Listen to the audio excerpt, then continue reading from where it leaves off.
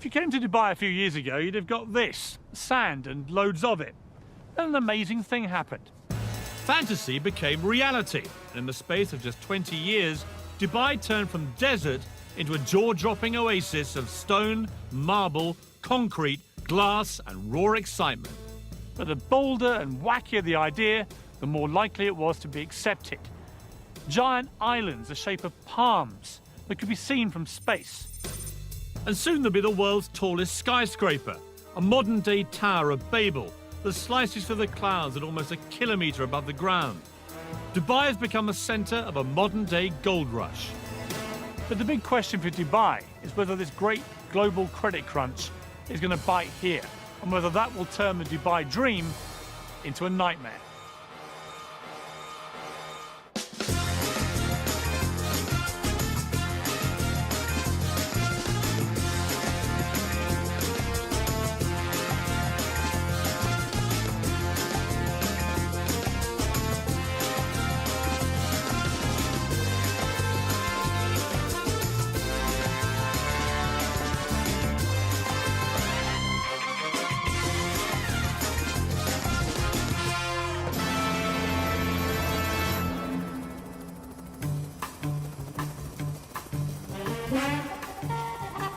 Dubai is one of the 7 states that make up the United Arab Emirates, under the rule of Sheikh Mohammed bin Rashid Al Maktoum.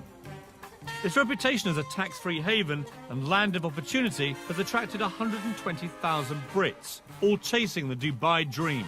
You have both completely lost your marbles. I mean, you have paid $50 million for a load of sand. A dream where your position in society can be elevated overnight and vast riches are there for the taking. It's quite a journey from a secretary on an Oxfordshire estate to this, flogging £17 million apartments in Dubai. In a country where Sharia-based law is dished out on crop-top wearing partygoers, what's it really like to live here? And mixing with the locals, I talk tactics with the man that bought Man City. There's the Burj Al Arab. And what about the world's financial meltdown? Are they feeling the heat? You say credit crunch, people think, whoa, whoa, there's no credit crunch in Dubai. It's not coming, it's here. But lurking in the background, behind all of this, is the fact that in just 10 years' time, Dubai's oil will run out. The race is on. If you'd invested in property out here over the past 6 years, I'd give your financial advisor a raise, because you'll easily have trebled your money. But it wasn't for the faint-hearted. 4 miles out to sea is probably the craziest property investment on the planet. For sale, 300 islands that, seen from above, replicate the countries of the world. This is absolutely ridiculous.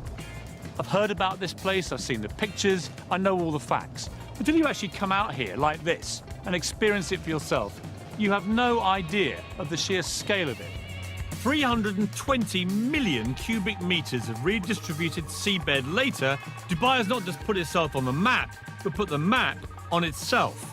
I'm heading for Britain. Gentlemen, permission to come ashore. Permission granted. Thank you very much. Welcome aboard. Nice to see you. Welcome to the United Kingdom. Well, thank you very much. Let's head over to London, shall Why we? not?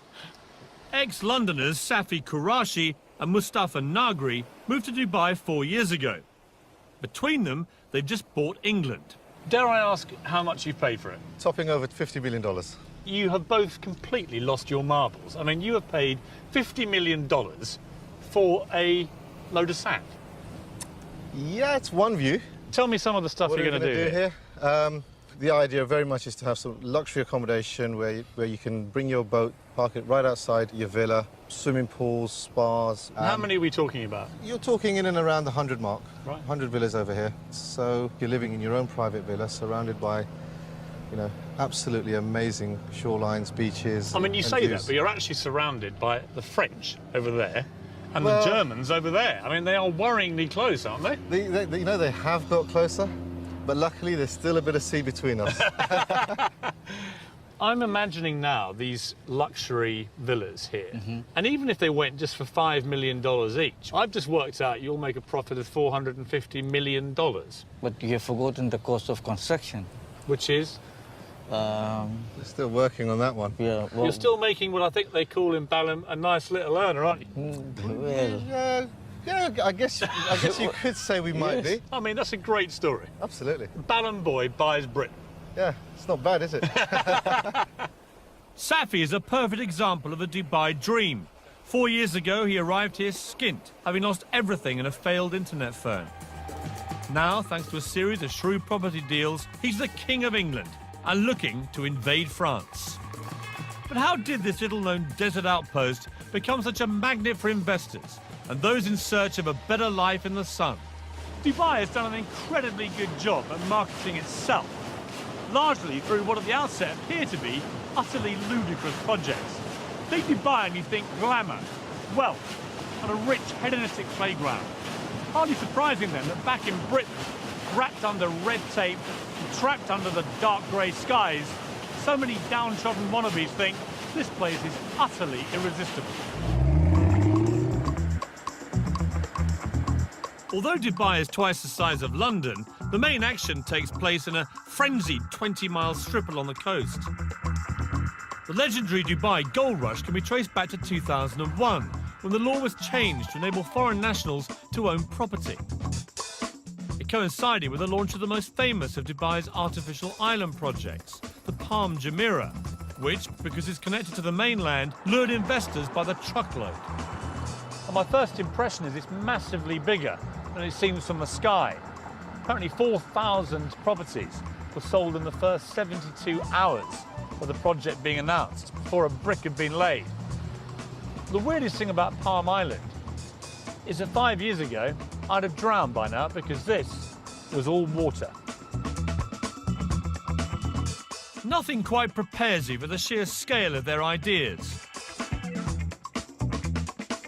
Palm Jumeirah is so huge, its central trunk supports 2 6-lane motorways.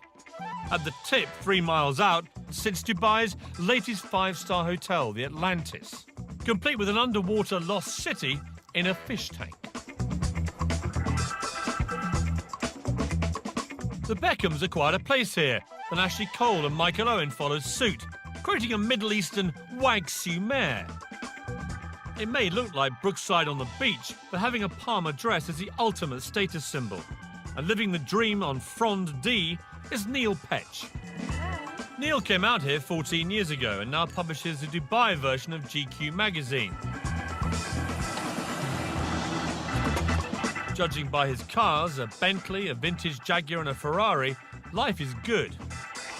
Okay, here we go, ladies. Throw in a Russian model wife and her glamorous friends, and I'd say Palm living is very good. How much have these properties been going up by in value? Well, about 4 villas on either side of me. No one lives there. People had them as an investment, and they're going up at such a rate that they don't actually need to rent it. I wish I were in that position. I mean, if you bought that one at the start, for example, what would you have paid? Well, that was probably about £700,000, 2.6 million dirhams in our currency. And what would it be worth now? 15, something like that. So around 6 times what you paid for it. Exactly. So it's been an amazing investment for people. Yeah, it makes you question your own job when you're earning a lot less than your house is doing by sitting there. And is there, like, in any development like this, is there a bit of, you know, keeping up with the Joneses? Absolutely. I mean, I've had to upgrade my barbecue several times. Dubai has learnt a very British lesson. We do like to be beside the seaside. Waterfront property commands a premium, and building out into the sea will add 300 miles to their coastline. But when we struggle to build something as simple as a Millennium Bridge, how do you create an entire city in just 20 years? I have some days when I say, you know, this is crazy. I want to go to New Zealand. I want to live in a farm, you know. And when you built it, how do you make sure the rich come flocking? This is ridiculous. I mean, how many towels are there? Why would you need 100 towels? And at the world's only 7-star hotel, I sampled the Dubai dream for myself.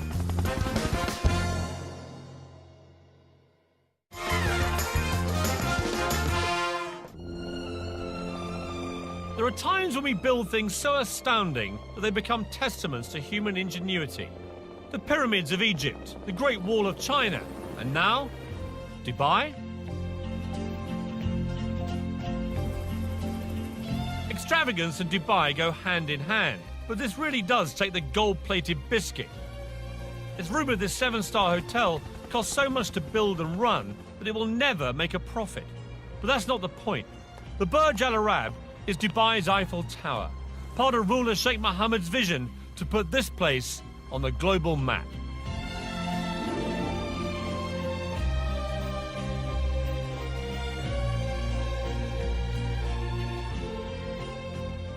The best rooms here will set you back 12 grand a night and come complete with one of the hotel's 16 white Rolls Royces and your own personal manservant.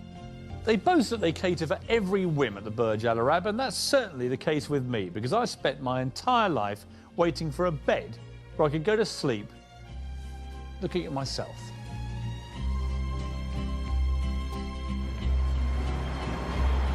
I'm here to meet builder Eddie Mitchell, who I last met at the height of the UK's property boom in Sandbanks, Dorset. Eddie was creating futuristic properties inspired by this hotel. He's been coming here on business for 5 years and is now a gold star guest, affording him extra special treatment. Watching you coming in, it was like watching a visit by the Queen. You know, it was like a cast of thousands offering you tea and dates and hand lotions. It's the same every time. My butler that I've had for 6 years, he meets us every time we come in. Whatever time of day, he's at the door. It's like coming home.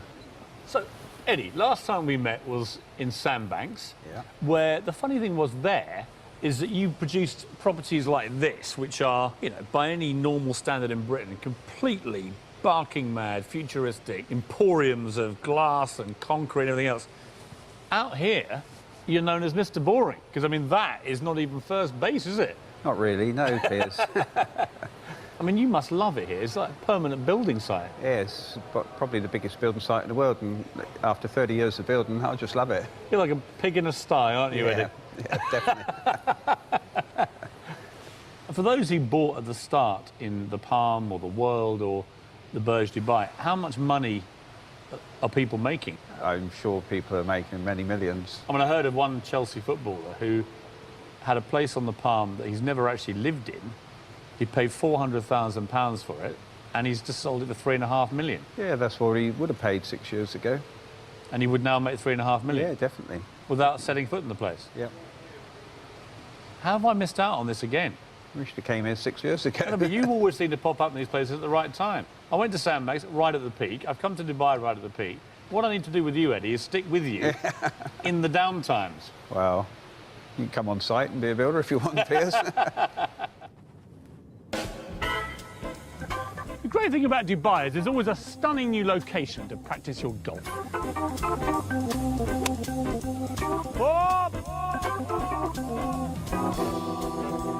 But you wouldn't have thought you could practice your skiing as well.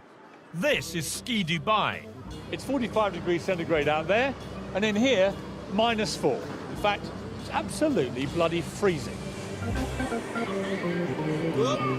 The thing about Dubai is that the crazier the idea, the more likely it is to be accepted.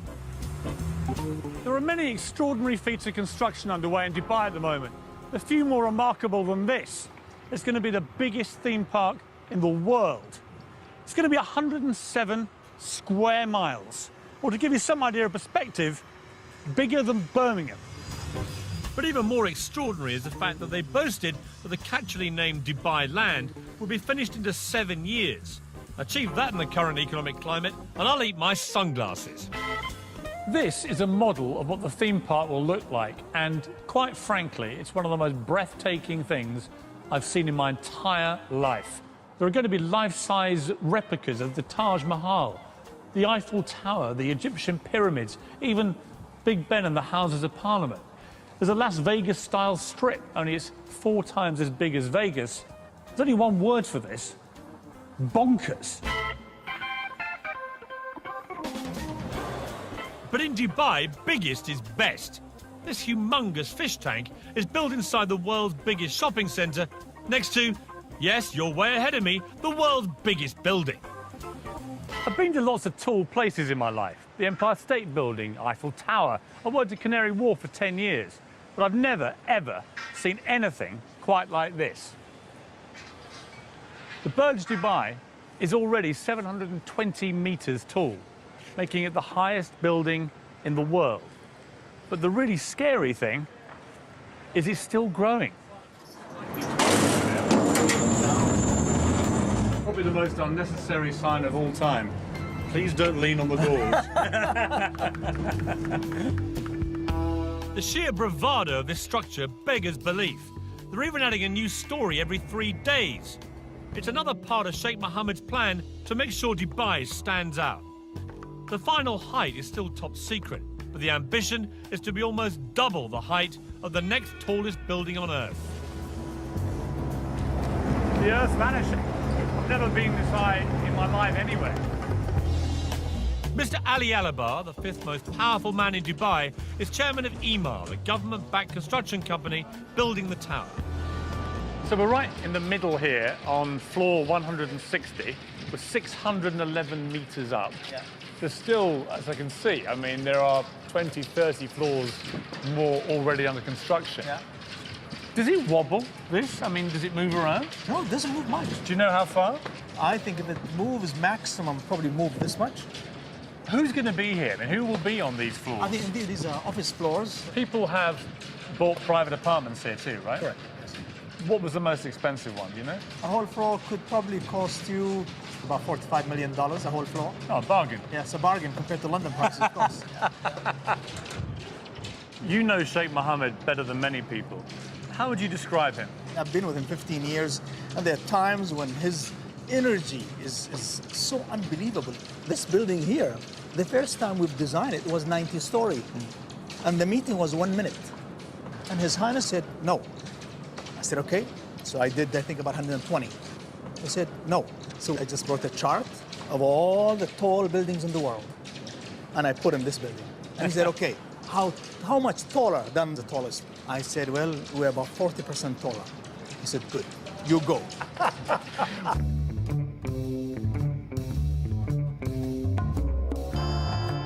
40 years ago, Dubai was nothing more than a dusty fishing village. The then ruler, Sheikh Rashid, had a vision to transform it into a hub for the world, as a port and as a tax-free business centre. It was an extraordinary and bold move. The philosophy was simple: build it and they will come. And come they have. Now, under the rule of his son Sheikh Mohammed, the vision continues. Dubai often feels more like a corporation than a state.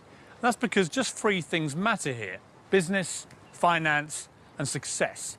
Unlike in Britain, where huge developments can get bogged down for years in red tape and bureaucracy, over here they can go up in months.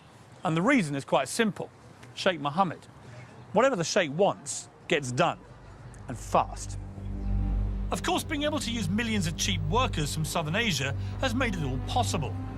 In 2007, accusations were made of slave labour conditions, so Sheikh Mohammed set up a confidential free hotline for construction workers to report any abuse. As a result, conditions have certainly improved.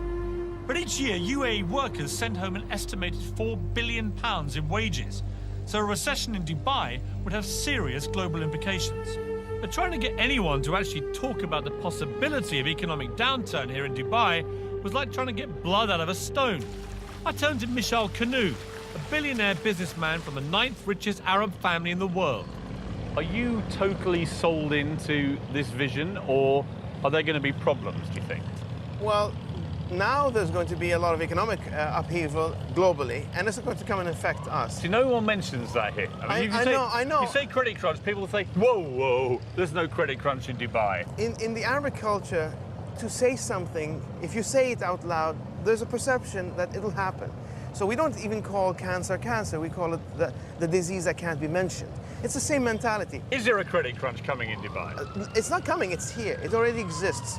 Now, for people to come and say, you know, this is the end and death of this area, it's not going to be the death of this area. What's going to be is a natural timeout, if you want, allow things to come back to its normal position and then move forward. Dubai, I think, is a good place to be if you're looking at 15, 20 years down the road. Because if you're looking at 2 years down the road, God knows what's going to happen in the next 2 years in terms of global finance. During the boom times, Dubai was the hottest property market in the world. The carrot that had expats scurrying here faster than a bleached blonde to a footballer. Helen Tatum is typical of those that came chasing the Dubai dream. She landed here 4 years ago and owns Dubai Luxury Homes, one of the most successful estate agents in town. Today, she's showing me a flat aimed very much at the not-so-poor. Amazing views, vast amount of room. I mean, how big is this? It's 13,400 square feet. The master suite takes at least a third of the apartment. So it's all about the bedrooms out here, is it? Exactly. And what would it cost if you wanted to buy this? £17 million. Wow. Who would buy a place like this? I mean, who's living in this block? Yeah, I mean, discretion is the word, but, I mean, we've got sporting personalities, we've got presidents of countries. At 15 times the size of the average house in the UK, who said size doesn't matter? I mean, it's just humongous. Yeah. This is not even... apartment is too loose a word. Well, this is hello! I mean, it echoes. I mean, it's unbelievable. I mean, look at it. It's not a kitchen, it's a restaurant. That's the children's bedroom. Of course it is. How silly of me. Here's the bathroom. This is the bathroom. I mean, this they is... take a lot of care over the bathroom. This is ridiculous. I mean, how many towels are there? There must be 100 towels in here. Why would you need 100 towels? I mean, it is just opulence on an almost regal scale, isn't it? It is. It's a staggering apartment. Perfect for your average multi-millionaire. It's a great view. Amazing view.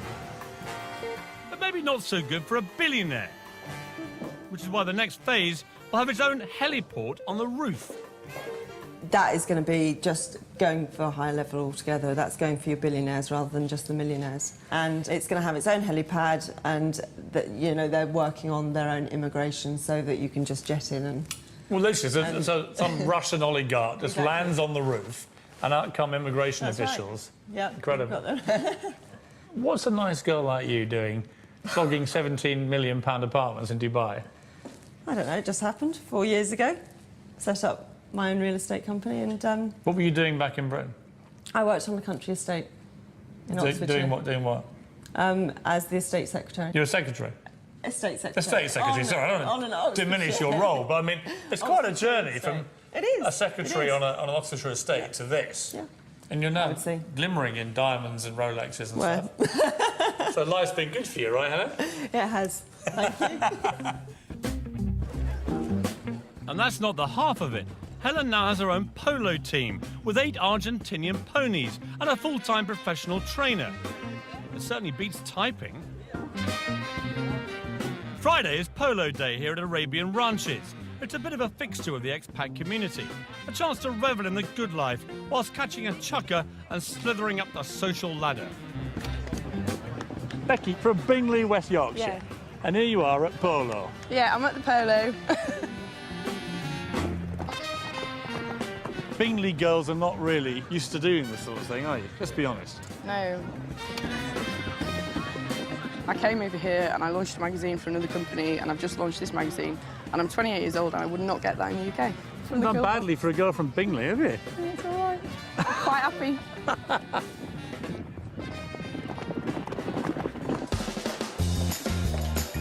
It's easy to get drawn into the good life in Dubai. Like the buildings that are going up, somehow out here, your expectations are, well, just higher. But to live up to those expectations, you're going to have deep pockets, especially if you fancy a personalised number plate. I have the 93. And how much was that? $2 million. $2 million? Yes. And I'll find out what it's like to live where hedonistic Western playgrounds exist in a country governed by strict Muslim values. And what happens when you cross the line. Do you live in permanent fear that a wrong word could see you on the next plane back to Britain deported?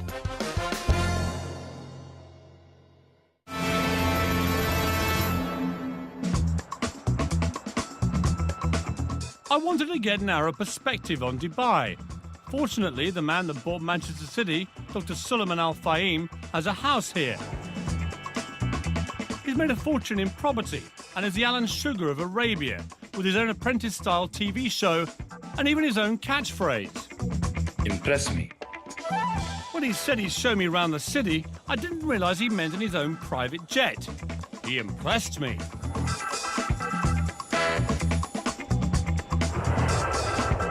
It's incredible to think about only 30 years ago, most of that would have been desert, right? 20 years ago, this part of Dubai was desert. There's the Burj Al Arab. Do you It's become the symbol of Dubai. I mean, how much of this is ego? And are you all quite, you know, competitive people? Is it like, you've built the biggest tower, I'm going to go and build a bigger one? It's not about the ego, it's about to show the capability. We want to show our royal family that we can do it. And what they're looking for is to build something unique, something extraordinary. And with this kind of development, we attract foreigners. I mean, how much money is there down there now, would you guess? The last number announced recently was around $300 billion. 300 billion US dollars, just swimming around below us. I was told your very first major project here, you made 150 million US dollars on that deal. Is that right? Yeah, that's right. And you cleaned up. I mean, you made 150 million bucks. The good thing, once I came with the... You're allowed to smile when I say that figure, by the way. I know to you it's not much money. To me, I mean, this is like unbelievable. What's it like being a billionaire? You look like you have a lot of fun. You're always smiling. Yeah, you really enjoy it. For us, we don't really enjoy with money and cash. We really enjoy with family. It's about more cultural friendship between the family relationship and the friend relationship. Now that's a family I'd like to get into. I wonder if he has any single female relatives. So we've seen the city from the air. Now it was time to see it at ground level, in the world's only Versace Lamborghini Murcielago. Dr. Suleiman paid $600,000 more than the standard car for this designer model to ensure he cuts a dash on Dubai's highways. The big thing in Dubai is about number plates, isn't it? Yeah, number plates is very important. Your one is 737. Is that a valuable one? Yes. But the 2 digits is more important. I have the 93. 93? I bought because that's the year of graduation of my wife. And how much was that? Today it's worth $2 million. $2 million? Yes. For 93? Somebody would pay you $2 million for that? Amazing. Thank goodness his wife didn't graduate in '83. Even he might have struggled to pay for that one. With such mind-boggling spending power on tap, it'll come as no surprise that all pockets are catered for. Shopping here at one of Dubai's super malls is a bit like being back at home, to be honest. Harvey Nicks behind me, a Lacoste over there, Starbucks, Zara. The only difference here is you've always got to look out for that unexpected visit by the billionaire Arab sheikh. So, how about a mobile phone? What do they cost? It will be 110. £110? Yes, £1,000. £110,000, I see. And this one? This is £100,000. Oh, okay, so that's a bit more of a bargain. Yes. So do you actually sell these phones? A few weeks ago, the one sheikh chose 4 telephones. An Arab sheikh came past your shop and bought 4 of these Yes. for £500,000. Yes. Blimey, what on earth do you do when you want an upgrade? It's all so easy to get sucked into the affluent lifestyle in Dubai. The place just drips success. Most expats here enjoy a quality of life they could only have dreamt about back in Britain. Vast villas, sprawling staircases, giant swimming pools and personal maids. They spend their days enjoying the leisure at 5-star hotels like this, and their nights at parties covered by the society pages of Hello magazine. Small wonder then that so many start to feel, well, a little bit grand. After all, back in Britain, they were minnows. Here in Dubai, everyone's a whale. Tonight's the Hot 100 party, an annual event where the local version of Hello magazine draws up a chart of all the movers and shakers in town. In the main, it's the likes of spa managers and boutique owners that make it, but it's taken very seriously. If you're in, you're in. And if you're out, you may as well be in Goodbye magazine. You've made it. You haven't. Well, actually, I may have. I've just been speaking to the editor. There's this whole sort of strata zone that you get into when you get into the Hot 100. I mean, it's quite cool to be considered, like, hot. And apparently none hotter than yours truly. Well, the hottest thing that I found at the Ahlan Hot 100 party is Mr. Piers Morgan. Welcome. Hello. Expat life here revolves around the 50 or so 5-star hotels. That's because once inside, you never need know you're in a country where alcohol is frowned on, it's illegal to kiss in public, or be gay, or share a flat with your girlfriend. Dubai knows it needs Westerners to succeed, and so deliberately turns a blind eye to goings-on, providing they go on the private property of the hotels, a kind of expat bubble where life is good and intoxicating. The Barasti Bar is a regular expat haunt. It's not far from where a couple of Brits were recently arrested for having sex on the beach, although I believe that might be illegal back home as well. Enjoying herself in a slightly more legal way is 46-year-old mother of two from Birmingham, Karen Brady. Dressed to kill tonight, Karen? Always, always. Is this your nightly This is garb? generally, yes. Generally. Less is more. Less is more. Less is definitely more. And what's it like, I mean, the nightlife here? Every single night you can party without fail. Come out here, party. It's like non-stop. And you get drunk? Frequently. And are you making loads of money here? Absolutely loads, millions. No, So you here, came loads for of the friends. money and the parties? Absolutely, yeah. In what Absolutely. order? Well, first money, then the party. And what's the man scene like here? I'm not looking for a man. I'm just here enjoying myself. I've been married all my life and I'm not doing that anymore. But you go on dates here and stuff? Sometimes, yeah, I do, yeah. I like to have dinner with intellectual men, but I generally don't fancy them. Right. Well, we should go for dinner then.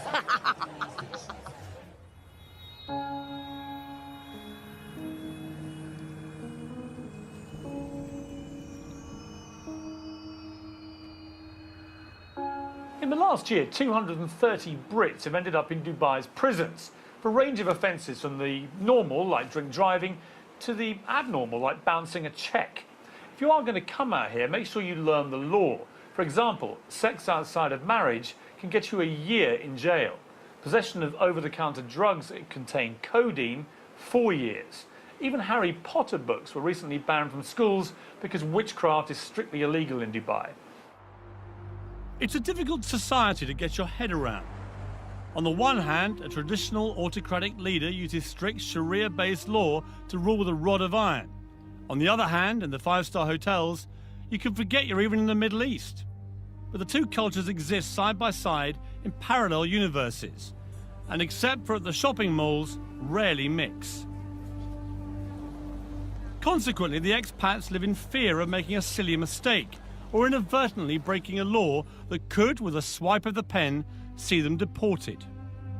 I drove into the desert with blogger and ex-journalist Alexander McNabb. He's been living out here for almost 20 years and has first-hand experience of what happens when the two cultures clash. It is. It's like being on the moon, isn't it? Amazing. When I first moved here, that was in the early 90s, I came out here running a magazine which was shut down because I criticised the wrong guy's computer. It was a computer review mag, and the computer didn't work. And so we said the computer doesn't work, which in retrospect was probably naive of me. Or to tell the truth. To tell the truth. But it offended a man who happened to be related to a man who happened to be in a position to do something about it. So my office was sealed by the Ministry of Information. Now, the great thing about Dubai today is that actually probably can't happen. Is it relaxing, the censorship? Is it getting easier? Yes, it is. If you can stand up a good story where a government department has behaved appallingly, I think you've got a chance of running that story. When I first came out here, you wouldn't have done. So you're now seeing allegations being made against some quite big figures in government and corruption investigations going on that were unthinkable here. It's a process of change. If you're in the media out here, as you are, do you live in permanent fear that a wrong word could see you on the next plane back to Britain deported? Are you wary about what you're telling me, for example? No, I don't think I have that fear. I might be horribly wrong, but I don't think I have that fear. I don't live in fear. I don't live in fear of saying what I think. Oh, don't worry, but I've just seen 2 quad bikes with a couple of government officials nipping over that dune. It's you they're after. They've been listening, haven't they? Part of the problem lies in the fact that the Sheikh can change laws virtually overnight. Tenants and landlords who ignore the villa sharing ban could be fined up to 50,000. While we were filming, in an attempt to stop overcrowding amongst unskilled workers, it was decreed illegal to share property with anyone except close family. If you're thinking of coming out here, make sure you do your homework. Disconnecting water and power supplies. Super. I'm off to meet an old friend, Patty Parfit. She moved out here with her son Harry after separating from her wayward husband Rick, guitarist of Status Quo. She'd been out here on holiday and thought Dubai would be the ideal place to change the status quo and mend a broken heart. A year on, however, and the Dubai dream is turning sour. Hello. How are you? I'm good, thank you, Tom. How lovely to see you. And you, how are you? The last time I saw you was on a status quo tour bus. We don't talk about that. Welcome to my home. So this is your lovely piece of Dubai paradise. This is nice. this is our little hacienda. So this is the lounge. Yeah. This four-bedroomed house is typical of the expat family lifestyle out here. Inside landscape gated communities are miles from anywhere. So this is the kitchen. Thankfully for the neighbours, it's detached. So, Paddy, you're in a very nice place here, but it's half an hour inland. What would you pay here for your rent? What do you... Oh, you're going to die. £32,000 for the year. And you have to pay Wow. up front in Dubai. So that's you had to write a cheque for £32,000? Yeah. For a year's rent in advance? Yeah. See, that strikes me as pretty expensive. It is. I mean, it's ridiculous So rent. your rental is up for renewal. What are you going to do? I'm taking it for 6 months, and then I just see how I go there. And what are they going to charge you for that? £27,000. What? In 1 year, they've nearly doubled it? Yeah. So, be warned, if your employer's not subsidising your rent, you'll be in for a nasty shock.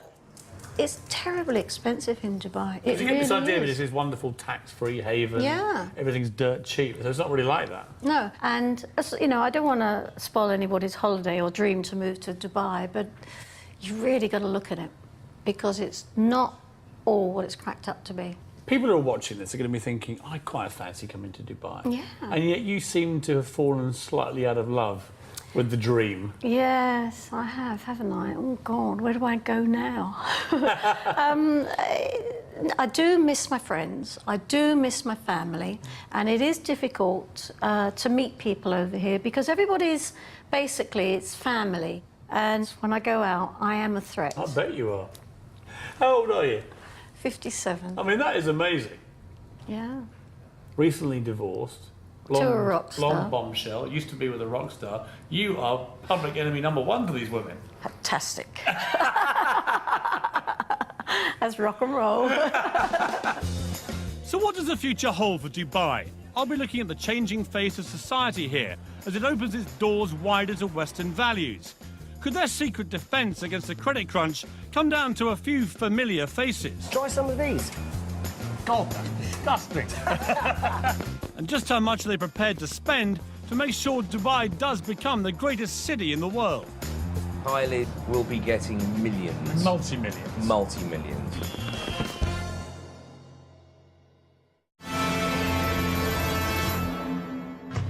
In the UK, we've taken thousands of years to develop our laws and customs, whereas Dubai has had just a couple of decades to try and find common ground so the 205 nationalities can happily coexist. Consider this, just 1.3 million people live here.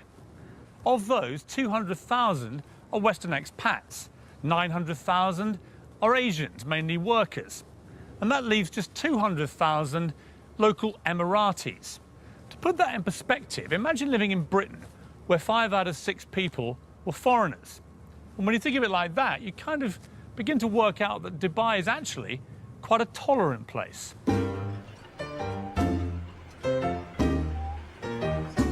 It's a sign of Dubai's willingness to welcome foreigners into its midst, to keep moving forward. And someone taking full advantage of that acceptance is Derek Khan. Oh, it's very good. Derek, a former fashion stylist to pop stars like Salt and Pepper and Snoop Dogg, is today better known as an ex-jewel thief. What happened, very stupidly, I pawned jewels. And of course, pawning, you don't pawn what is not yours. And I dug myself into a nightmarish hole. I would have to go take one piece of jewel, go to another company and lied, basically, to get another piece, and which I pawned, and it became a circle, a nightmare you got caught, circle. and you got a 2-year prison sentence. Yes, I did. He served 2 years in a New York jail for his crimes, was kicked out of the US and settled here in Dubai, reinventing himself as, get this, a jewellery designer. There you are, a convicted thief, felon, for want of a better phrase. You're kicked out of America, and then Dubai, where you would imagine they're quite strict about that kind of thing, they welcome you in here. I was accepted into Dubai because I think I was very straightforward with what I had done. I was very straightforward in who I am, and they kind of saw what I can do. You're also fairly unique, though. I mean, there aren't many Dereks in Dubai that I've met. Not with this look, the whole thing, you know? Well, you'll be surprised. Dubai is just, you know, again... There are more of you out there? I hope not, but... Put it in, give me a little, exactly, a little swing. What I hear everywhere is that if you do this, you're out. If you do that, you'll be deported. So what I haven't found is any real evidence they actually do this. I mean, do people get chucked out of Dubai? Well, of course they do, You know people who've been deported? Well, no, I don't. That's the point. I mean, I don't know anyone who's been deported. But, you know, the thing There seems to be a collective fear of being deported Well, you without see- any evidence well- anyone ever is. Well, listen, the collective fear works because guess what? I can open my car, and especially from New York City, I could never dare leave my computer in the car. I do it all the time. I leave my doors unlocked at home. You think that the rules are a small price to pay, really? For Oh, a very small price to pay. You know, it gives you that sense of security. And I couldn't be happier here. Right, beautiful, beautiful, lovely. If Dubai is going to succeed, now more than ever it needs people. It has to be seen as the in place, somewhere you can't afford not to be. So when Dubai can't build it, Dubai buys it, spending millions on celebrity names and, crucially, brands. Gary Rose is the latest big name lured into town. He'll be in good company. Gordon Ramsay and Marco Pierre White are already here and raking it in. Gary, how are you? Hi, very good, thank you. Nice to very, see you. Very good. You too. You came just at the right time. Try some of these. That is a little salmon fish cake with a lemon hollandaise. God, that's disgusting. I don't even laugh. I mean, it's actually delicious, but just to see what your face is like, it's delicious. Tell me, Gary, you've flown all the way to Dubai. Yeah. And you've flown all the food out here as well. Oh, yes. Why don't you just stay in England? Oh, yes. What? Well, it's 36 degrees outside and it's snowing in the UK. Where would you choose? You know, I just thought, no, you know, I want to spread the word about British cooking. But be honest, Gary, would you be out here if there wasn't a whacking great big Arabic check in it? I mean, I know a lot of chefs, right? I must You all actually- like your money. Hang on, where's that contract of mine? Yeah, no, it's not a question of that, is it? I mean, that's always Isn't it, though? Because, I mean, I know a lot of brand names like you. You're such high commodities out here that they will pay whatever it takes to get you. Well, I think, you know, if I start cooking for money rather than cooking for what I really believe in, I'd rather give it up. So there you have it, the definitive answer, with hollandaise sauce. Mark, how are you? Hello, Piers, how are you? And up on the 44th floor, another bought-in brand name. Mark Fuller will be opening a version of London's Embassy Club here next year. No offence to you, Mark, but you and Gary Rhodes are not exactly, you know, the Beckhams. And yet you're getting a lot of money thrown at you to come here. What's in it for them to get you? Someone was saying to me today that it's all very well opening a hotel, but you've got to entice people into it. It's like all over the world. The difference is they're buying in name brands because it's a new country. I mean, is it rude of me to push you on just how many millions they paid you to come here? No, I won't say that. It wasn't millions, but it was quite an acceptable figure. What about Tiger Woods and people like that? When you see their God, names. Tiger Woods, you know, Christina Aguilera's, those sort of people. Kylie's will be getting millions. Multi-millions. Multi-millions. Is that because the people of Dubai, the rulers here, realise that celebrities of that power are a PR magnet for here? I think without a doubt. In the end, this was a piece of desert. This was a piece of sand. They've built a city out of nothing.